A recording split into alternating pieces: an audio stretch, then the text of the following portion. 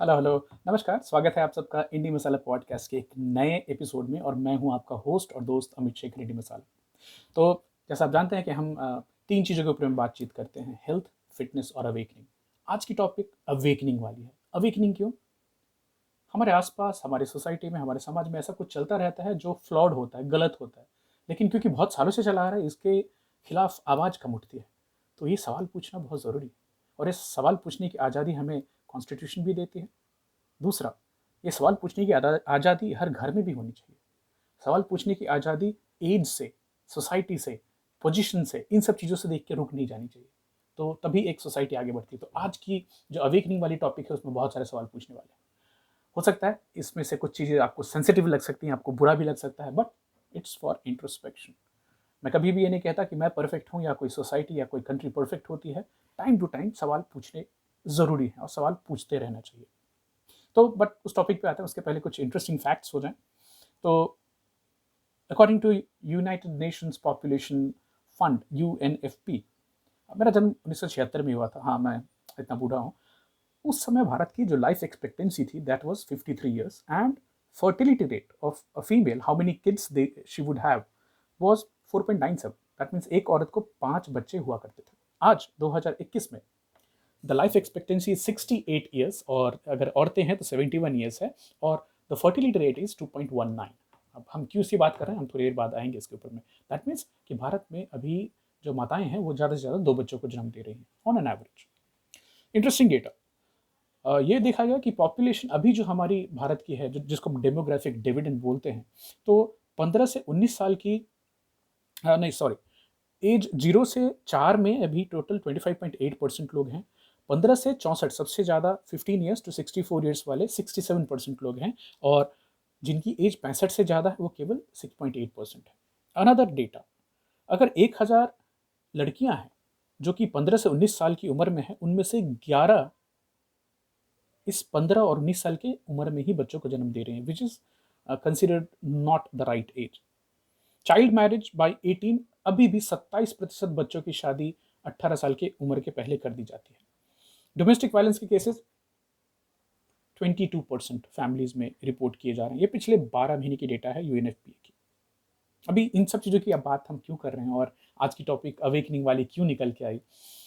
तो नुसरत जी की फिल्म देख रहा था, नुसरत भरूचा, जिनको आप अलग अलग फिल्मों से जानते हैं, बट उनकी अभी एक नई फिल्म आई है, चोरी, चोरी नहीं छोरी।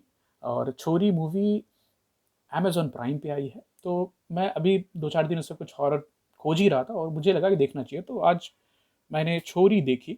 और राजस्थान में बेस्ड है, एक भूतहा कहानी की शुरुआत होती है, बट मैं आपको सब बताऊंगा नहीं क्योंकि उम्मीद करता हूँ आप भी देखेंगे उसको। बट अंत में एक बहुत बड़ा मैसेज देके जाती है फिल्म। तो वो मैसेज क्या निकल के आ रही है उसके पीछे मैं और बात करना चाहूँगा। बट इंसिडेंटली मैं देख रहा था कि हमारी जो कल्चर है, हमारी जो हिंदू और हिंदुस्तानी सभ्यता है, हिंदू भी नहीं बोलूँगा, हमारे यहाँ ग्राम देवता जो देवी होती हैं, गांव की देवी होती हैं, हमारे कुल में देवी होती हैं। टोटल मेजर अगर जो विशेषतर अगर हम देखने जाएँ तो 10 से ज़्यादा ऐसी माताएँ हैं, भगवान हैं जिनकी हम पूजा करते हैं। राधा हों, कामधेनु हों, तुलसी हैं, गंगा हैं, गंगा मैया बोलते हैं, सीता मैया हैं, काली माई, सरस्वती माता हैं, विद्या की देवी, लक्ष्मी हैं, धन की देवी, पार्वती जो कि शिव की पत्नी हैं, और अंत में दुर्गा जिनकी पूरी नॉर्थ में बहुत ज़्यादा पूजा होती है, बंगाल से लेकर यूपी, बिहार एंड जय माता दी, वैष्णो देवी। माता की अलग अलग रूप हैं, चाहे वो कामाख्या का रूप हो या शक्तिपीठ हो या अम्बा माई महाराष्ट्र में हो जाए। तो माँ की पूजा बहुत होती है, आदि शक्ति की पूजा बहुत होती है। और वहीं जिस देश में, जिस कल्चर में माँ की, औरतों की इतनी इज्जत और पूजा होती है, वहीं पे कुछ बड़ी ही सरप्राइजिंग से फैक्ट्स हैं जो कि यूनाइटेड नेशंस पॉपुलेशन फंड के हिसाब से दुनिया भर में बहुत सारे बच्चे हैं, औरतें हैं जिनको पैदा होना चाहिए था बट वो पैदा हो ही नहीं पाए। तो भारत का उसमें कंट्रीब्यूशन 4.6 करोड़ का है। कैसे? भारत में 4.6, ऑलमोस्ट 5 करोड़ के आसपास बच्चे, लड़कियां या तो पैदा ही नहीं हो पाई, और अगर पैदा हुई भी तो केवल 4-5 साल के अंदर में मर जाती हैं। इसके पीछे क्या कारण हम देखेंगे। तो UNFPA ने इसी पिछले साल एक रिपोर्ट रिलीज़ की है और मैं उस रिपोर्ट को पढ़ रहा था, पूरी तरह तो नहीं पढ़ पाया लेकिन एक्सर्प्ट्स पढ़े उसके और मैं लिंक शेयर करूंगा कि आप लोग भी उसको देख पाएँ। The report name is against my will, defying the practices that harm women and girls and undermines equality, UNFPA 2020। अभी औरतों के अगेंस्ट में, लड़कियों के अगेंस्ट में खाली भारत की बात नहीं, वर्ल्ड ओवर किस तरह के गलत प्रैक्टिसेस हो रहे हैं उसकी मैं एक झलक खाली आपको दिखाना चाहूंगा, बताना चाहूंगा। What our girls and ladies are going through in different cultures. Number one, accusation of witchcraft. क्या आपके कल्चर में, आपकी सोसाइटी में कुछ औरतों के ऊपर में ये आरोप लगता है कि वो डायन है, वो भूत प्रेत का काम करते हैं? हमने बहुत देखा हुआ है, सुना हुआ है गांव में। बहुत औरतों को केवल अभी भी कई इलाकों में विच हंट के तौर पे मार दिया जाता है। इसमें खाली इंडिया की बात नहीं करेंगे, एक टाइम पर यूके में भी विच क्राफ्ट को लेकर बहुत सारी हत्याएं हुई हैं। अभी भी अफ्रीका, सब सहारन अफ्रीका में बहुत सारी ऐसी केसेस होती हैं। दूसरा, बाइंडिंग, ब्रांडिंग और scarring as per the tribal rules. तो कल्चर होता है, जलाना भी, चेहरे को म्यूटिलेट करना भी कल्चर के तौर पे, कि वहाँ की सुंदरता के पैमाने में उसको माना जाता है। ये भी उनकी फंडामेंटल राइट्स के अगेंस्ट है as per the United Nations, जिसमें बहुत सारी कंट्रीज ने साइन किया हुआ है। बॉडी मॉडिफिकेशन, लिप डिस्क, हमने देखा है कुछ ट्राइबल लिप्स को बड़ा करके सुंदरता की निशानी मानी जाती है। लॉन्ग नेक इलोंगेशन, चूड़ियाँ डालकर इसको, गले को आर्टिफिशियली लंबा करना, छोटे पैर करना, बहुत सारी ये अलग अलग क्या बोलूँ, कुप्रथाएं हैं जो कि अलग अलग सोसाइटीज़ में चली आ रही हैं। This is against the fundamental right of a female और a girl as per the United Nations. Breast ironing which is seen in Africa, तो बड़ा ही वाइल्ड सा कॉन्सेप्ट है कि जैसे ही बच्चों को ब्रेस्ट डेवलप होने लगता है तो उनकी माताएं, उनकी बुआ, उनकी दादी उसको गर्म चीज़ से आयरन करके उसको स्टंट कर देती हैं। बिकॉज उन कंट्रीज, कैमरून और बाकी जो अफ्रीकन कंट्रीज वहाँ पे, कि a girl who is having growing breast is considered to be sexually okay and ready, and then she becomes prey to the sexual predators in that particular society itself. So breast ironing, bride price, औरतों के लिए शादी के लिए पैसा देना, dowry, जिसमें भारत का नाम बहुत ऊपर है। नॉर्थ इंडिया शायद इसमें नंबर 1 पे आंध्रा तेलंगाना आती है, जहाँ पे करोड़ों के बिना शादी हो नहीं सकती। उसके बाद हमारा यूपी बिहार भी कम नहीं है। वहीं पे साउथ में देखने जाते तो डॉरी नाम की कोई चीज़ ही नहीं होती है। और चूंकि मैं बिहार से हूँ तो हमारे यहाँ तो एक लेजिटिमेट चीज़ मानी जाती है कि जैसे बेटी पैदा हो गई तो माँ बाप को तभी से पैसे सेव करना शुरू कर देने चाहिए, इर्रिस्पेक्टिव ऑफ बच्चे ने कितनी एजुकेशन की है, बच्चे की क्या अपब्रिंगिंग है, कैसा कुछ नहीं। You have to be ready with the dowry irrespective of आपकी बेटी IAS बनती है कि आपकी बेटी कहाँ जाती है। I do not subscribe to this theory, but sad reality. And there is also dowry related violence, कि अगर मन मुताबिक दहेज ना आया तो उस लड़की के ऊपर बहुत सारे अत्याचार होते हैं। बहुत सारी कहानियां हैं, आप जानते भी होंगे। नंबर 6 पे आती है चाइल्ड मैरिज। तो अभी जैसे मैं बता रहा था, अभी भी 27% भारत में लड़कियों को उनकी 18 साल की उम्र के पहले उनकी शादी कर दी जाती है, which is very very traumatic.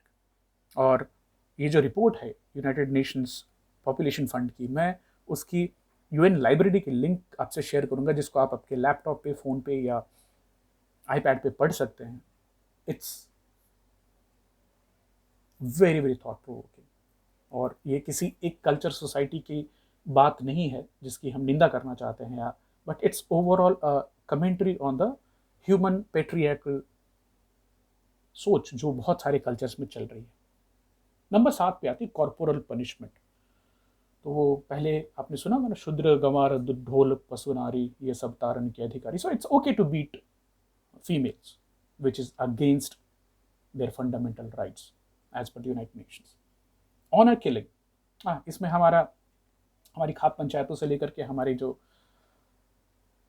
Misplaced identity about our caste is, कि मेरी जाति के खिलाफ, मेरी गोत्र, मेरे धर्म के अगेंस्ट में शादी होगी तो वैसे बच्चे को मार देना ज़्यादा अच्छा होता है। And in honour killing you would find very very atrocious news and reports wherein The brothers and fathers rape their own daughter after knowing that she was about to get married or is involved with somebody from other caste or religion, and they kill both parties, and that is honorable. And कई बार ये भी देखा जाता है कि गांव के गांव इसको छुपाते हैं क्योंकि गांव की इज्जत समझी जाती है और गांव की इज्जत बाहर नहीं जानी चाहिए.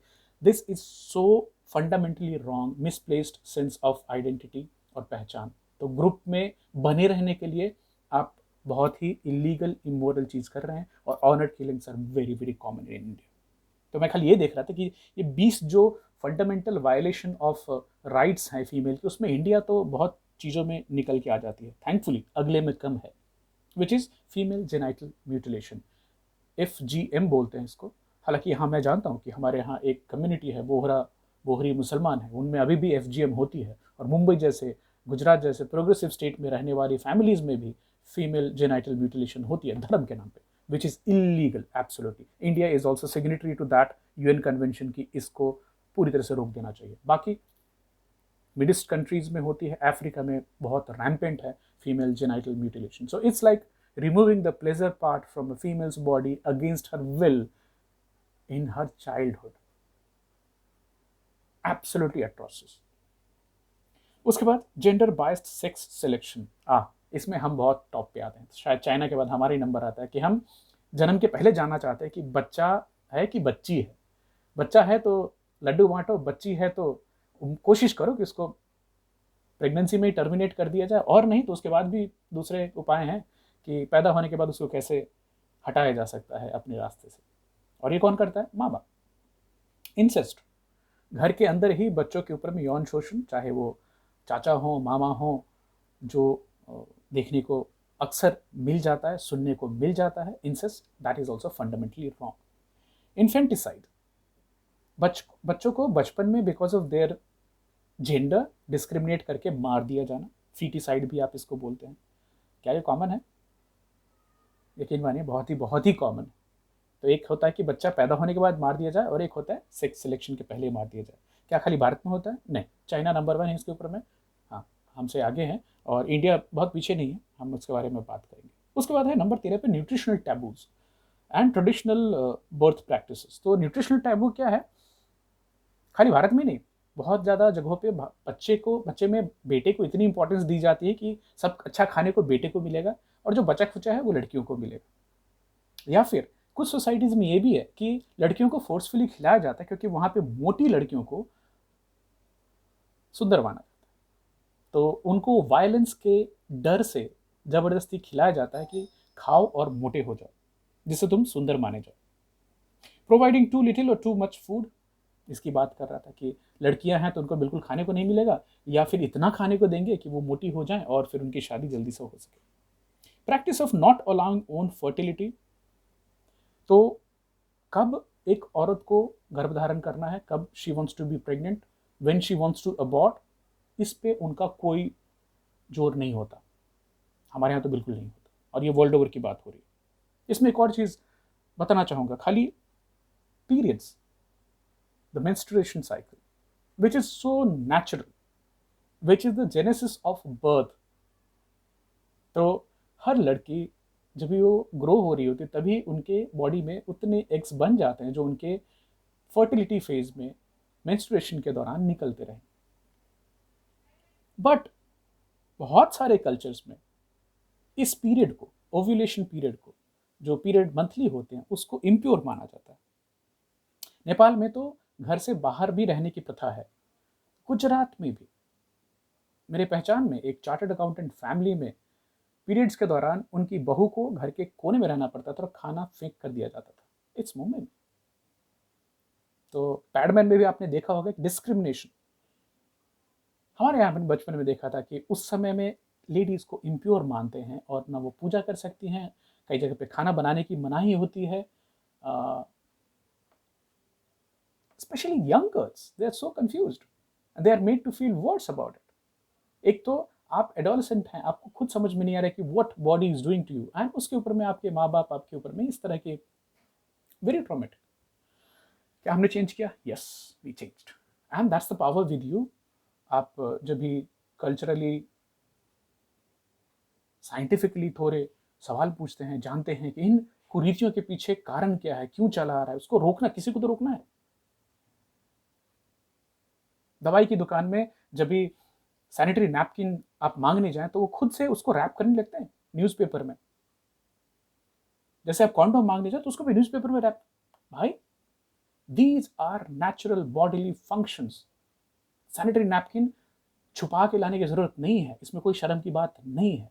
सेकेंडली, अगर आप कॉन्डोम खरीद रहे हैं, इसमें भी कुछ शर्म की बात नहीं है।